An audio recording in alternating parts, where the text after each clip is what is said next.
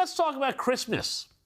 Because remember when you were a kid, how frustrating it would be to, open a new toy on Christmas morning, maybe a remote-controlled car or some sort of motorized action figure, only to read the 3 most depressing words in the English language. No, not new Australian drama.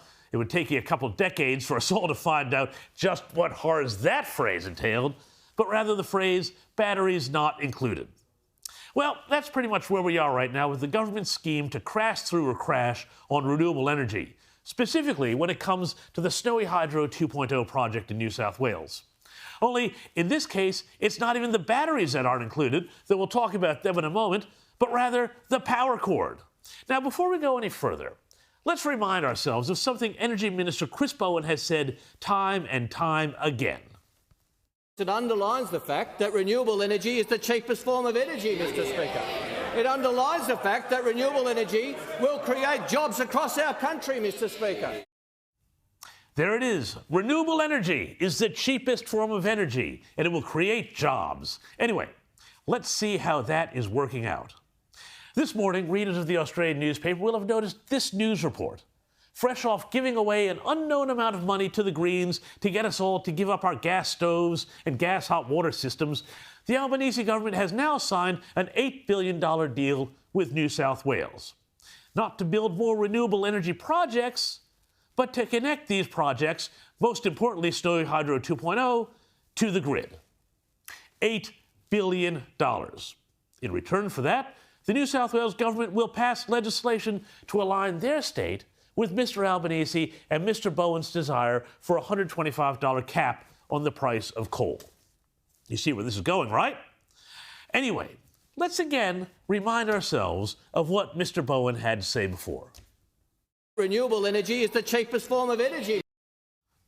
Yep, there you have it. Let's dig into this a little more, though, because the fact that billions of dollars will have to be spent to connect Snowy 2.0 to the grid is just the beginning. And it puts the lie to the very generous estimates floating around out there that suggest that somehow renewables will indeed be cheaper than anything else on offer. Back in 2017, when then Prime Minister Malcolm Turnbull announced Snowy 2.0, the cost for the project, which is supposed to use electricity to pump water up a hill and then run it back down that same hill again to spin turbines to generate more electricity, was estimated at $2 billion. But even with the expected cost overruns, the program is now well over budget with an estimated cost of $5.9 billion. And that, apparently, is before anyone does anything to hook the thing up to the grid, which, if you don't do that, makes it about as useful as a remote-control car without batteries. What was that again, Mr. Bowen? Renewable energy is the cheapest form of energy. Now back to the Australian and what they called a sweetheart deal between the Perrottet and Albanese governments. Here's what they had to say about the funding split on the transmission bit of the project. Quote, the Commonwealth component will be funded under Mr. Albanese's $20 billion Rewiring the Nation policy. The New South Wales funding will be provided through its New South Wales Transmission Acceleration Facility as part of its own electricity infrastructure roadmap, which the government says will increase reliability across the East Coast grid.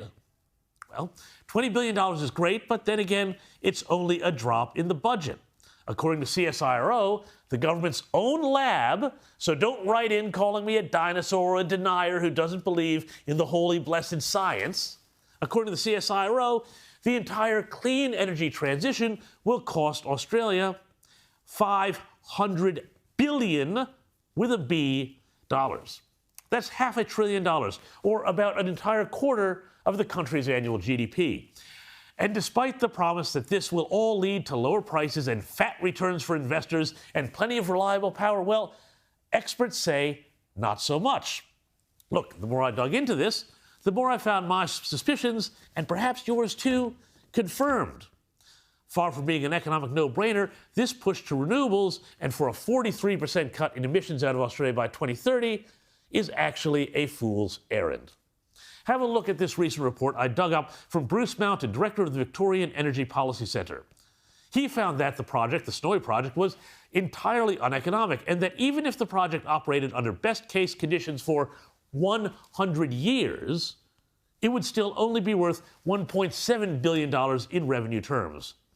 He also found analysis that there would be no real impact on prices for consumers as a result of the project. Quote, in fact, the only year where Snowy 2.0 is predicted to meaningfully reduce prices is in 2026, assuming Snowy 2.0 is fully operational by then, the year that Snowy Hydro says it will generate less than all other years, unquote.